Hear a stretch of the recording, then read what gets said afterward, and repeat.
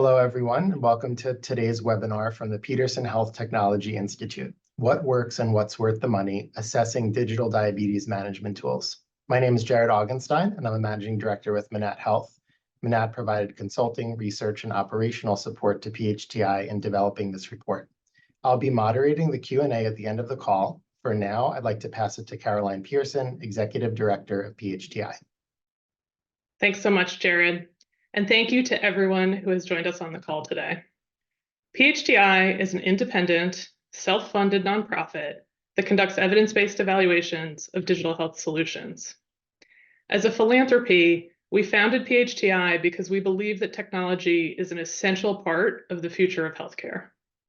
We also believe that technology has an important role in improving health outcomes and increasing efficiency in the healthcare system. As everyone on this call already knows, we released our first report last week, and today I'm very pleased to share with you the findings of our report and to answer your questions. You can submit your questions through the Q&A function at the bottom of your screen, and we'll answer as many as time allows. I also want to let you know that this webinar is being recorded, and it will be publicly available on our website in about a week. The response to this report has been striking. It has certainly catalyzed a conversation about evidence and outcomes that we should expect from our digital health solutions. The report has already been downloaded over 1,800 times, and today we have over 700 people registered for this call. To give you a sense, about a third of them are purchasers and providers, another third represent the digital health industry, and the rest are a mix of consultants, researchers, and other interested parties. I'm very grateful that many of you have chosen to be here today to continue the conversation. So how did we get here, and why are we doing this? As we go to the next slide, I want to share with you why we decided to start PHTI. And that is because we heard again and again from healthcare purchasers that they've lost confidence in this industry. Those health plans, employers, and providers have heard too many promises about the benefits of digital health technologies. And at this time, they have had ample opportunity to see these solutions in action. And they are deeply skeptical about whether the benefits that they've been promised are going to materialize for patients and the members they serve. Furthermore, everybody on this call can name a digital health company that seemed so promising and yet hasn't been able to survive in today's market. And we at PHTI, we worry that this entire industry is going to be held back if we can't successfully tighten the connection between evidence-backed, high-value technologies and purchaser confidence to adopt them. In order to do that, what we need is to identify what is working well and to be direct about what technologies are falling short of our goals. We fundamentally need to clarify what the evidence standards should be for digital health technologies. We need to be able to more clearly identify which solutions are working and saving money. We need to speed purchasing decisions to make those technologies broadly available. And we need to increase patient and provider acceptance to ensure that those technologies are adopted and used. And with that, we can see greater adoption for technologies that warrant investment. So on the next slide, this is where we've really focused our report. We spoke to those purchasers, we spent a lot of time with them, and we asked them, what information do you need to inform your decision-making? And we've really honed in our process on 3 critical questions that guide our assessments. The first is, does it work, and for whom? For which subpopulations are going to be benefited from these technologies? The second question is it better than the status quo? And that means, in this case, compared to usual care, including the full heterogeneity of what that means in real care environments. And finally, if technologies are clinically effective, will they lower healthcare spending? And these are really the 3 guiding principles that frame our assessment approach. On the next slide, we'll show you how we began. We set out and we partnered with ICER, who's been a leader in the health technology assessment field for decades. And we built out a custom framework for digital health technologies. We understood that the prescription drug framework wasn't going to be the right fit for this market. And this framework really looks at clinical evidence using modified evidence standards that respond to the fast pace of innovation and adaptation that we see in the digital health space. It is not demanding randomized controlled trials, and it includes a wide range of real-world evidence, as well as clinical information and data on user experience and health equity. We've also shifted from a cost-effectiveness lens in the drug space to a budget impact approach, and that was responsive to the practical budget timelines that are motivating purchasing decisions in this market. We recognize that there are many other factors that may motivate other individual purchasing decisions, but we at PHTI seek to provide clarity around these two very important pillars. Throughout our process, we have been guided by stakeholders who we've spent tremendous time with, listening to and trying to incorporate their feedback. We have purchasers gathered through our Purchaser Advisory Council that includes health plans, employers, and providers. They give input on our approach. They help us understand which areas we should prioritize for assessment. And they give us context around what the key metrics are that are going to drive their decision-making about the uptake of technologies. Importantly, however, these purchasers do not directly contribute to the reports, nor do they have access to the results before the reports are published. We then work with clinical experts. These are physicians in the field who participate directly in the report creation process to help guide us about detailed evidence reviews, current standards of care, the realities of clinical practice, and they help us inform our report findings and the context. Next, we work with patients. We directly conduct focus groups and interviews with patients who are affected by the conditions that we're looking at and who have used the digital tools that we are examining, because we want to hear their insights about their lived experience, particularly around issues related to usability and access to new technologies. We also work with digital health technology companies. Each of the companies that is included in a report has an opportunity to submit additional evidence as well as commercial data, and many of them in this report chose to do so. Beyond this group, we have deep partnerships with folks that are supporting these reports. We have about 30 people working on every report, including people with digital health technology industry experience, health technology assessment experts, and health economists. So let's turn and dive into the results of our digital diabetes management review. Let's start with why diabetes is such an important place and was really where we decided to begin. Type 2 diabetes is a significant chronic condition in the United States, and it affects 1 in 7 adults, with that rate growing rapidly. It also disproportionately affects older adults, low-income individuals, and people of color, and it is driving considerable healthcare spending over time. Now, understandably, diabetes is an area that has drawn a lot of focus from the digital health industry, largely because of the extensive amount of self-management that is demanded, including daily blood glucose testing. Patients have to manage their own medications, and they aim to make changes to their diet and exercise. So if we look at what sorts of solutions are being included, our report is really focused on solutions that connect to non-continuous glucometers. These are solutions that are aiming to augment traditional care between a clinician, generally a PCP, and a person with diabetes. And they're aiming to help people with their self-management of their disease between those physician visits. And so as you see here, we've still got a patient visiting their primary care doctor on a regular basis, typically about every 3 months. In the meantime, they're at home checking their blood glucose and managing their medication, and all of that continues to be the case.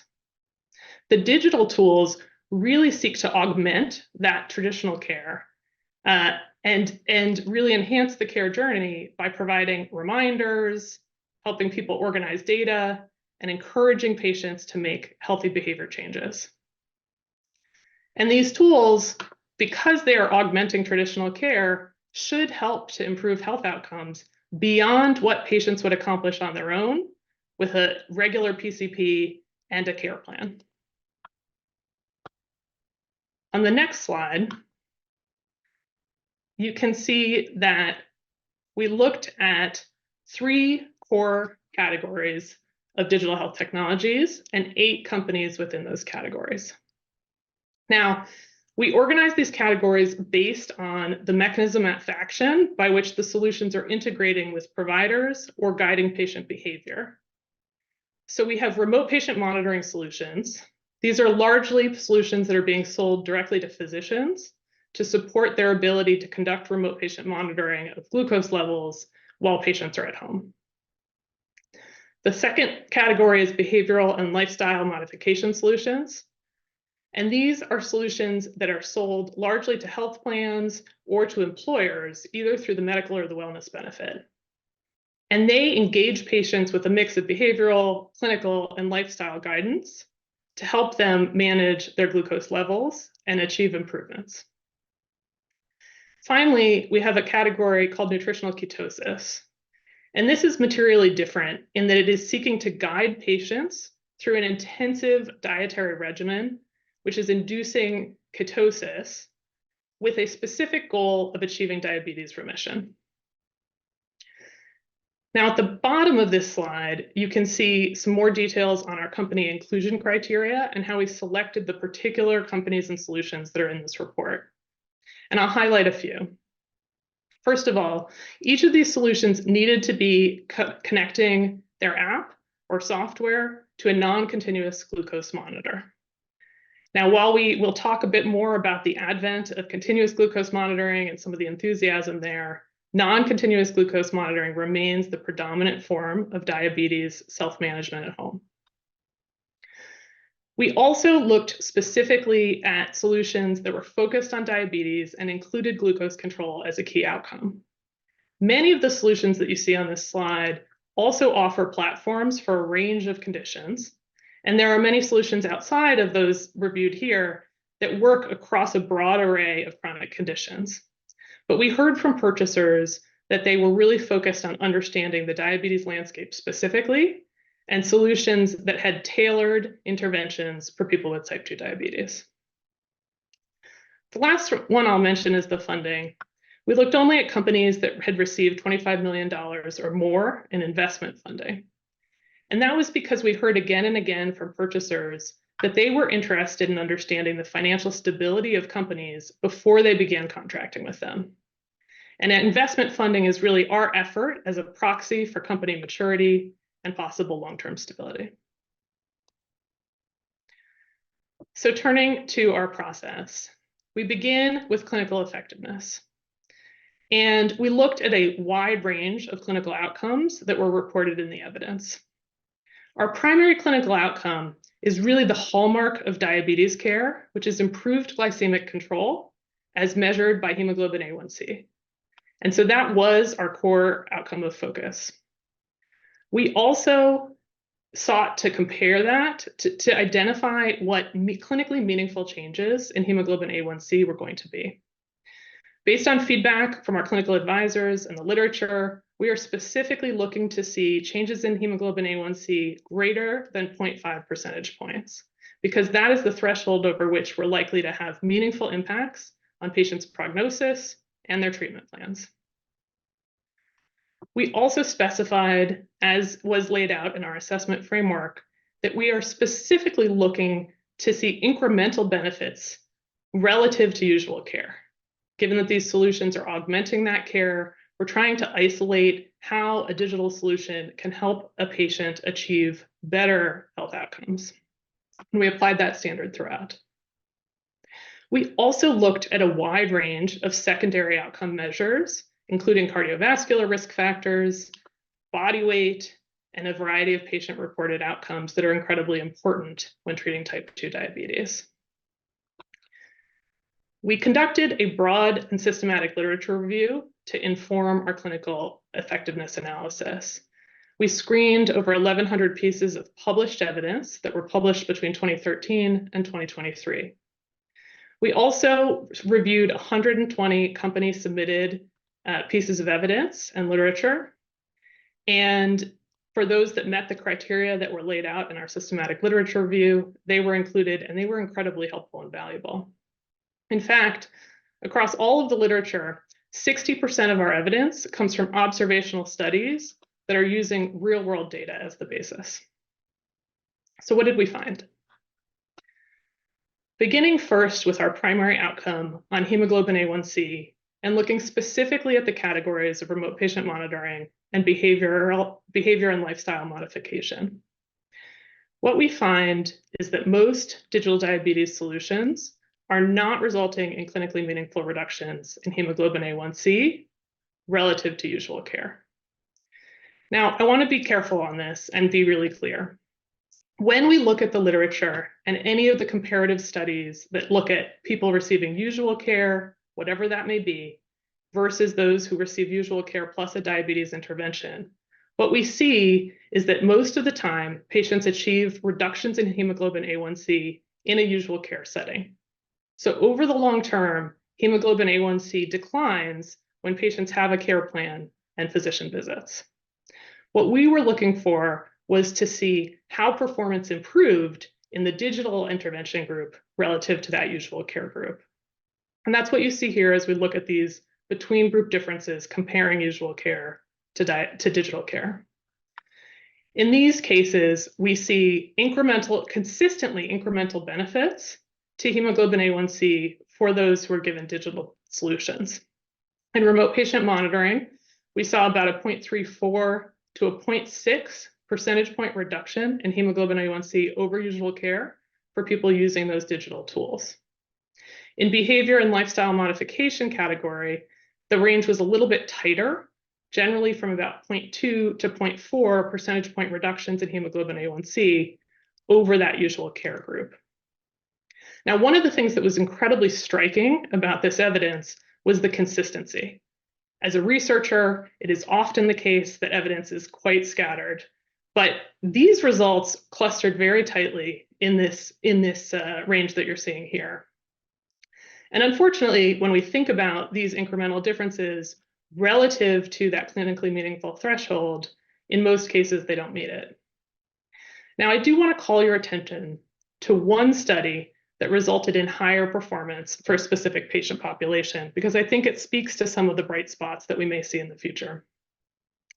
In one study, they deployed digital solutions with remote patient monitoring to people who were newly starting insulin and had higher starting hemoglobin A1C levels. For those individuals who are at a moment of care transition, we saw a 1.2 percentage point reduction in the group that had the digital solution versus those that didn't. And I think that speaks to the opportunity for digital tools to set better behavioral patterns when people are reestablishing new self-management protocols at home. Now, the additional piece that we need to focus on here is the durability of effects. One of the things that is incredibly important in diabetes is sustained glycemic control. Without that, we don't see long-term benefits to cardiac outcomes or other risk factors. Unfortunately, we saw no evidence that the benefits that these digital solutions were delivering were sustained after the study period. And in fact, in a small number of studies that did have longer time periods behind them, we see that the usual care benefits revert to be very similar. The digital benefits and the usual care groups become almost the same after about 6 to 12 months. So we're not seeing any lasting benefits from these interventions. On the next slide, we can take a look at some of the secondary health outcomes that we reviewed. Of course, within diabetes care, cardiac benefits and weight loss are important other goals that clinicians are looking for. And what we see here is that a majority of studies in our analysis did not find any statistically significant improvements in weight or blood pressure for people with digital solutions relative to those receiving usual care. We also saw no evidence of changes in body mass index, cholesterol, or weight circumference as benefited by having a digital solution. Interestingly, we did see improvements in medication adherence, and this is consistent with years of study about the importance of engaging patients and reminders as able to drive better medication adherence among users. And it is likely that some of that medication adherence is what is contributing to the early benefits in hemoglobin A1C that we are seeing among those digital groups. Now, we talked at the beginning about the fact that health equity and the disproportionate impact of diabetes on people of color and other underserved populations is a key objective of technology to begin to close care gaps and improve health disparities. We were really hopeful that we would see evidence that these solutions were solving some of these care gaps and addressing health disparities. Unfortunately, we don't see signs of that in the evidence. In fact, we see no compelling evidence that these solutions are being broadly tested or deployed to the diverse communities that experience the highest burden of diabetes. This is a very important area for future study, and it can be a focus of how digital tools may be integrated into healthcare and more carefully deployed to populations who may benefit the most.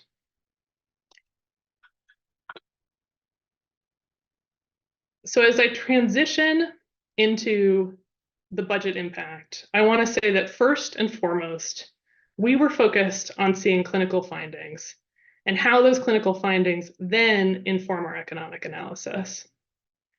We conducted a predictive model that was really intended to help guide purchasers about how they should be evaluating the financial impacts of these solutions on their populations. Our budget model looks at costs or savings over a 1 to 3 year time frame. We certainly recognize that if digital solutions across any clinical area create lasting health improvements, that there is going to be healthcare savings that fall outside this budget window and should be recognized. However, we also recognize that purchasers and solutions that are selling to purchasers are thinking about how economics work over that purchasing window. And so we do think that these data are relevant to guide those initial decisions. Our model really has 3 parts. It starts by beginning to estimate the total population of individuals who might be eligible for digital diabetes management solutions. And of course, this is an area that's going to be greatly affected both by how widely these solutions are adopted and made available, how well physicians are integrated, and which populations are most interested in engaging with these solutions. Then we really build off of the findings in the clinical effectiveness analysis to guide our savings estimates. We use the hemoglobin A1C findings from the literature because, as I told you, that is where the data shows the most consistent clinical outcomes across these categories. The model then accounts for the changes in the total cost of care that result from patients reducing their hemoglobin A1C. So as hemoglobin A1C comes down, we do consistently see lower healthcare spending that is tied to changes in healthcare utilization, including fewer prescription drug prescriptions, acute care costs, and importantly, testing supplies, including test strips and lancets, which are often included as part of these digital solutions. And then after we've accounted for the healthcare savings that can be expected as a result of the hemoglobin A1C changes, the model then needs to net out the actual price that people are paying for these digital solutions. So in remote patient monitoring, we're looking at the average reimbursement that's being paid to providers through remote patient monitoring codes. And in behavior and lifestyle modification, we are looking at generally the capitated monthly price that's being paid by health plans for employers. Now, we recognize that for any given payer in any given market, these numbers will vary. What we are intending to do is to show the key components of both spending and savings that purchasers need to be considering as they're evaluating these health technology solutions. So on the next slide, you can see the results. And what we find is that across the board, remote patient monitoring and behavior and lifestyle modification technologies, the average price of the solution exceeds the savings that we're seeing from improved clinical outcomes. And so in general, these are increasing healthcare spending. And what we want to say to purchasers is that you need to be clear. When you're looking at acquiring a new technology, are you expecting that you're going to see savings? Or are you anticipating that you're paying more in order to achieve other non-economic benefits among your membership? In this particular case, while the magnitudes differ across solution type and across payer type, we see in general that healthcare spending is increasing with the inclusion of these digital tools. And purchasers need to be considering how this investment may be impacting other things that they could be doing to spend on chronic disease management or specifically on diabetes care. Next slide. I want to take a moment and talk specifically about the third category that we analyzed, nutritional ketosis, which includes Virta's program. This was a real bright spot in our analysis and one that stood out in terms of its results from the rest of the field. In the studies that we saw of Virta's solution, 71% of participants achieved diabetes remission, meaning that their hemoglobin A1Cs dropped below the 6.5% level, and many of them were able to stop taking some or all of their diabetes medications. Furthermore, the magnitude of A1C reductions that we saw across the population was much higher than what we saw in any of the other categories that we reviewed. On average, users of Virta saw a 1.3 percentage point reduction in hemoglobin A1C over the usual care group after 1 year. In terms of durability, we also see better performance with the hemoglobin A1C reduction sustained at a 1.2 percentage point difference after the 2-year period. Because so many people in this Virta study were achieving remission, we also saw significant changes in weight loss, blood pressure, cholesterol, liver profiles, and associated healthcare spending. If patients achieve diabetes remission, it significantly changes their care, their prognosis, and reduces spending significantly. But let me balance this picture. It's relatively early days, and this is a growing evidence base. And I think the key question remains, for which patients with diabetes is nutritional ketosis going to be a good solution? These results strongly outperform all the other solutions in the assessment, but we also want to recognize that nutritional ketosis is a very intensive dietary change, and it's unlikely to be a fit for every person. We need to have additional research, particularly in real-world settings, to understand what percentage of people with diabetes are going to be interested in participating in a nutritional ketosis solution and able to complete it successfully. We're also eager to see additional evidence about how those participation and success rates may vary across demographic groups, including some of the underserved populations that we've already highlighted. I would say that at this point, nutritional ketosis is one of several diabetes solutions that should be part of an arsenal for any given provider or payer. Now, this slide has been widely shared. It is meant to be simple and instructive, but it also summarizes nuanced findings. And so if you haven't done so yet, I would encourage you to read our entire report and all of the detail that lies within it. In summary, though, we are calling for better evidence to be able to support which digital diabetes solutions warrant further investment and how we can better target those solutions to the patients that stand to benefit the most. We have a ways to go, as you can see here. So on the next slide, I'd like to share some guidance. We have a call to action. For purchasers, we have been very engaged with many health plans, employers, and providers, and we would love to speak to you. We want to hear more about what information is guiding your decision-making and how to make these reports more valuable.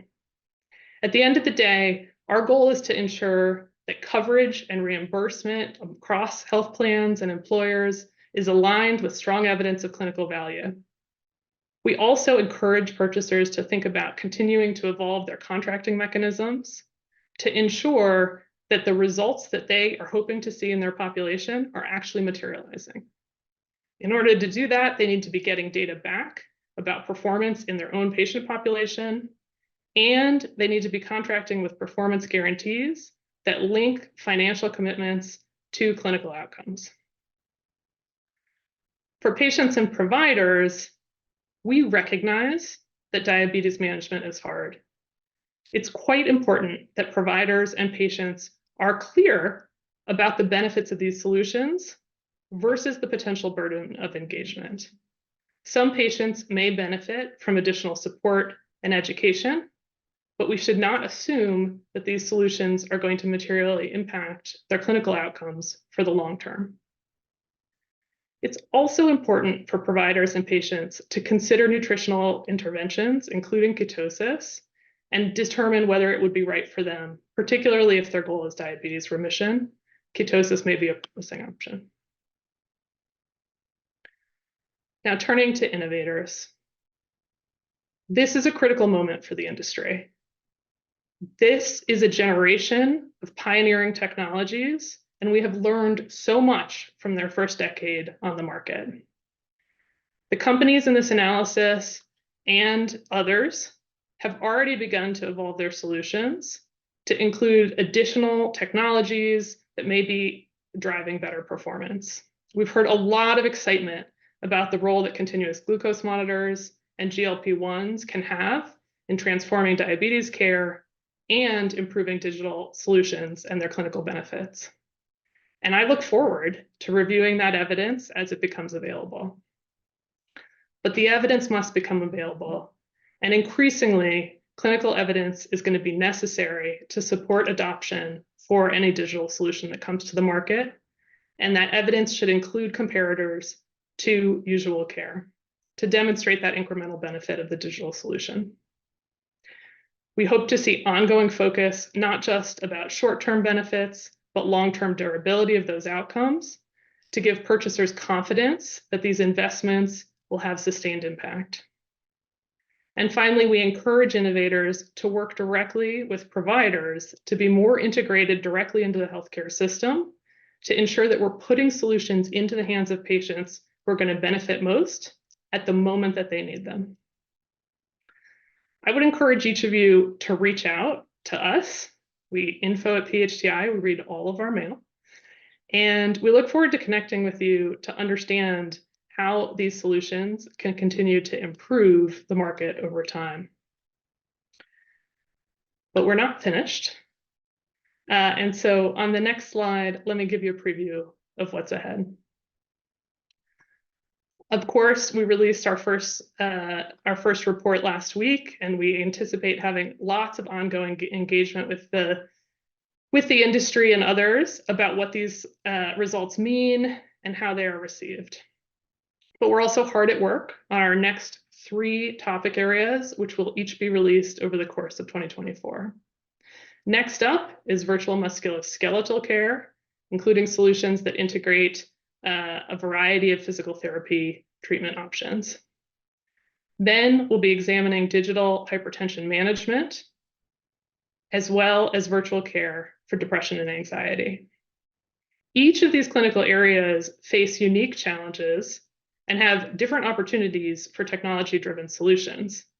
And I am eager to dive into the evidence and to share the findings with you, as well as the unique approach to what they mean for purchasing and ongoing innovation.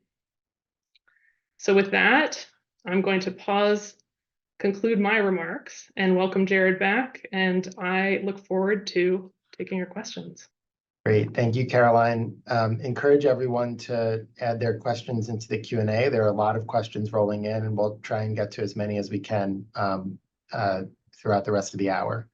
So first question for you, Caroline. How did PHTI decide which studies to include, and why were certain company studies excluded from the analysis?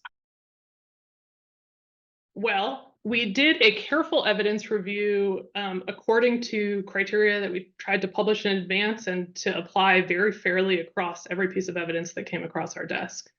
So we published our literature review methods, we followed the assessment framework, and really what we were looking for is any evidence that tied to the specific solutions, including non-continuous glucometers, and were specifically deployed to people with type 2 diabetes. So we needed to align on patients and mechanisms.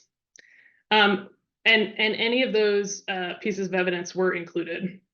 We also looked carefully at risk of bias, and that was done after studies were included, but it's important to understand that there's a variety of biases that arise in any of these pieces of evidence. And so we wanted to be clear about how much weight to put on one finding versus another. I think, Jared, one of the things that really struck me in doing this review is actually that despite these diabetes solutions being some of the longer existing solutions, we've got about 15 years of experience in this space, the evidence base is much less robust than what you see in other parts of healthcare. And so, that's something that we need to think about as an industry, which is how do we make sure that we are being nimble and not overburdening evidence generation requirements, but continuing to generate enough evidence to really provide signal about how these tools are performing. And then I think on the company point, let me just say that, the company studies were incredibly important. We really appreciated the engagement of the companies, and we got a lot of information from their inputs. About a third of the studies in our sort of core areas of review actually came from the companies. And so we included those with the same criteria that we did with all the other literature that came our way. Okay. Next question. So as you reviewed, the assessment concluded that many of the digital type 2 diabetes management solutions didn't deliver clinically meaningful benefits. What do you think it says sort of about the digital health industry at large? Well, I recognize that this has been, a complicated report for folks to receive. And I guess what I want to say is, I think that digital technologies are going to become, digital health today is healthcare of the future. Technology is going to be a bigger and bigger part of healthcare. It's going to be integrated into everything that we do. And at PHTI, we're fundamentally optimistic about that innovation. But we're realistic about the journey that it's going to take to get there, and some of the false starts or some of the adjustments, course corrections that are going to need to be made. And so what we're really trying to do is provide clarity to say, when we see great technology, how can we accelerate its adoption? And when we see technology that isn't yet performing where we should all hope that it would, how do we continue to drive towards better future innovation rather than being stuck? And, specifically diabetes management is hard, period. It's hard for patients, it's hard for providers. There are not easy answers right now. And so this is, of course, going to be a really hard place for technology to transform care. But I think there's bright spots. There are bright spots even in this analysis. I mean, the nutritional ketosis results are really impressive for the people that they're going to work for. And the idea that we can potentially think about how to put these solutions into the hands of people with higher starting A1Cs or people at those care transition points, that's where we need to focus our attention, rather than sort of sticking with broad blanketing approach across populations where habits are pretty well formed and clinical outcomes are simply not there. Next question is on equity. So given the top level findings, do you fear that the results of the study may limit patient access to these types of solutions for what are in many cases already underserved populations? Well, I think, first of all, not specific to diabetes, but across the board, we recognize that there are huge access gaps in our healthcare system today. And some of that's geographic, some of that's other service challenges, but technology has a huge potential to bridge those gaps. And unfortunately, what we're not seeing is technology really being deployed into the providers that are serving those patient populations, or the settings in which those folks are getting care. And so I think, the question is, if we think that digital solutions, and particularly in diabetes, can close care gaps, then how do we make sure that that technology is actually doing that? Across the board, what we saw in the evidence is many of the folks in the study populations have relatively low starting hemoglobin A1Cs. They are not the populations that are experiencing the most serious clinical effects of this disease. And so, I think if we believe there's opportunity to close care gaps with technology, we need to deploy it in accordance with those goals. You just mentioned A1C, and there's a couple questions on A1C. So why did the report sort of have such an intense focus on A1C, and did you consider other patient-centered measures? Yeah, it's a great question. A1C is really the hallmark of diabetes care. It is the thing that physicians are tracking, that they are encouraging patients to track more carefully. And it is something that also moves often in combination with all of the other variables that we care about, right? Folks with higher A1C have higher cardiovascular risks. Folks who bring down A1C experience a variety of other health benefits. So, it is not only the center of what clinical care is today, but it's also signal. And so, I think it's very important in terms of actually understanding the total picture of what a patient may be experiencing clinically. Now, patient-centered measures are very important, and I recognize that there are many patient-reported outcomes or patient priorities that may be beyond clinical outcomes or beyond hemoglobin A1C, and that's great. And that may drive purchasing decisions. It may drive decisions to use given technology. But I think we need to separate those things. We need to be clear about what the expected clinical outcomes are, what the economic outcomes are, and what all the other benefits are that may be important for patients or for purchasers. And then we need to make the decision based on that clear-eyed view of what benefits we're actually looking for and what investments we're making. Also, several questions on sort of the decision to focus on non-continuous blood glucose meters when we're seeing a significant uptake in CGMs. Can you sort of comment on that and whether PHTI is planning to update this report to incorporate some of the CGM-based programs? Yeah, obviously there's a lot of news coverage, a lot of excitement right now about CGMs, and that technology is moving quickly, and it's really actually being adopted very quickly. We focused on non-continuous glucometers for a couple of reasons. One, today, maybe not in the future, but today it is still what most people with type 2 diabetes are using to check their blood glucose, and so it is just the core of how most care is delivered. And it is also therefore the basis of most of the evidence that we have today. Evidence is always a lagging indicator. And so, I'm very excited to see how the evidence changes as we move towards a CGM environment. It is certainly reasonable to think that more feedback on, sort of ongoing real-time glycemic levels is going to be motivating for some patients and may really change behavior. But at the end of the day, what we're trying to do is not monitor better, it's change behavior. And so, we need to see how that data and that real-time information translates or can be activated into the kinds of clinical changes that we're going to need for the outcomes that we're looking for. Okay, I'm going to keep going through. There's a lot of questions coming in. Related to sort of engagement, how there's been a significant response to this report. How is PHTI planning to engage with stakeholders to increase feedback and how assessments are done in the future? Well, we spend a lot of our day talking to stakeholders. So, we want to hear your input. I mean, I always say to folks, at PHTI, we don't deliver any clinical care and we don't pay for any clinical care. So we are really in the business of sort of understanding what other stakeholders need in terms of information and clarity, and trying to be responsive to that. So, we're constantly listening. I think we've been deeply engaged with stakeholders now, and I would really encourage anyone on this call or elsewhere who has input for us to reach out. I'll beg your patience. We've gotten a lot of response, so we may not be available in the next 7 days, but we're eager to hear from you, and we are constantly thinking about how to sort of build out more and more structures to receive and incorporate that stakeholder feedback into our work.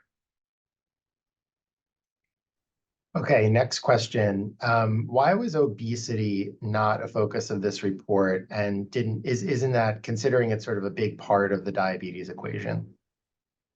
Well, as I mentioned, we certainly did look at weight loss as a health outcome within the analysis, but we did look specifically at diabetes. You know, when we talk to purchasers, so what we do is we say to folks on our Purchaser Advisory Council, what technology are you looking at over the next 12 to 24 months, right? Where are your decisions going to be?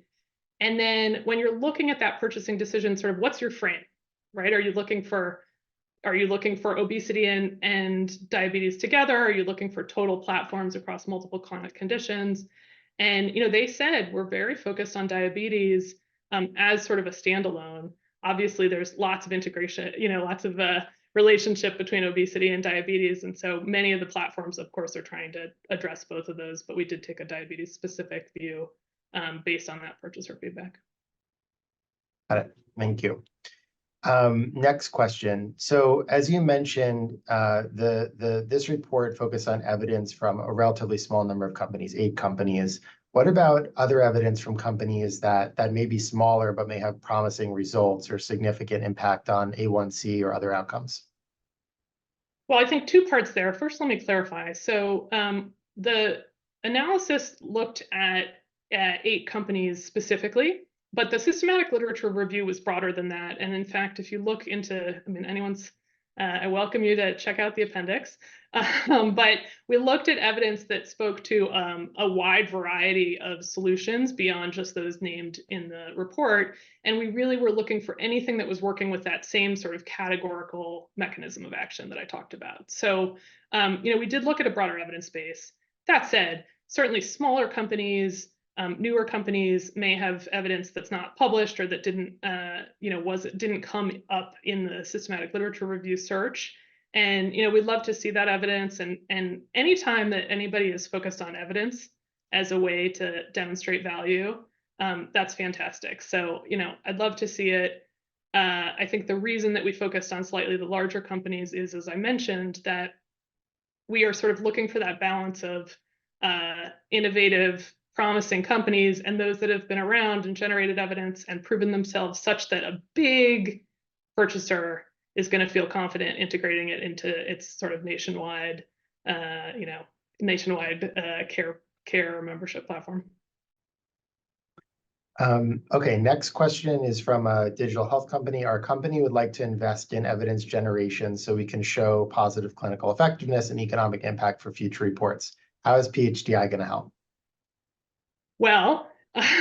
We would love to actually hear what's helpful. Supporting better evidence generation is exactly what the goal is. So, certainly I'd say our assessment framework and looking at the report to understand sort of what are the keys to the evidence that was really drove signal in our analysis is important. But I'd also like to hear from the companies, like, what is helpful to you? Is it helpful to put out sort of standards around what an evidence dossier should look like? Is it helpful we would love to hear sort of any input on what's helpful. And then we also have a variety of partners that we work with who are working directly with companies to help them with evidence generation and make sure that that's being done in a high quality and actionable way. Okay, next question. Are you giving up on behavior change in favor of nutritional ketosis? And the questioner notes that difficult diet changes may not be possible for everyone. Yeah, I think difficult diet changes are not, they are not going to be a panacea, and they're not going to be the solution for every patient. But they should be part of the toolkit, right? I think nutritional ketosis is part of the toolkit. And the question is, what's the rest of the toolkit? And ultimately, diabetes management is about behavior change, and we need to continue to drive towards that and think about sort of what is going to help motivate folks to achieve their goals and to improve their health. I would say we mentioned CGMs. Maybe that's going to be the thing. GLP-1s are also obviously incredibly important and are very likely to transform diabetes care writ large. And digital solutions are going to have a very interesting role to play to help folks, manage their medication adherence on GLP-1s, potentially think about how to be able to taper folks off of those medications over time. And so I think there's a lot of opportunity in this space around both pharmaceutical and behavioral interventions. Next question related to the budget impact model. How did PHTI get cost and pricing data? And was it only from the literature review, or was there also market data? We had both. So there are a few pieces of published pricing data, which I think are cited. Those sources are cited in our report, but we had the benefit of pricing data submitted by multiple companies to sort of help validate what a reasonable assumption was going to be in terms of the average price that we're seeing.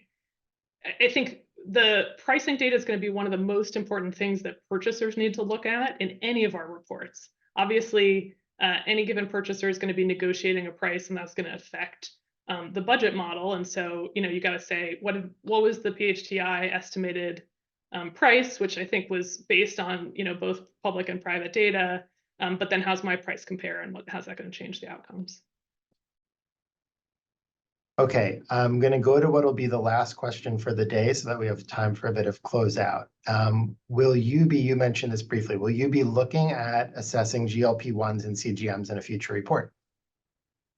Yeah, well, let me actually answer the overall question, which is, are we going to update our reports? I get this question a lot. And what I would say is this is a quickly changing market, and we absolutely expect that any given report that we put out will need to be updated as the technology evolves and as the evidence base expands. And so it is our expectation that on some regular cadence, we will begin to need to update these reports. And for any space where the change is happening more rapidly, and diabetes is likely to be one of those, the pace of needing to update is going to be quicker. So we definitely have our eyes on CGM and on GLPs. We need to be, we're going to be evidence driven. And so as soon as we see that there is sufficient evidence for us to give clear-eyed, robust, and meaningful guidance to the market, we'll be certainly diving into those topics. Well, okay, that was rapid fire. Jared, thank you. I appreciate your partnership and your help today. Let me thank everybody who joined.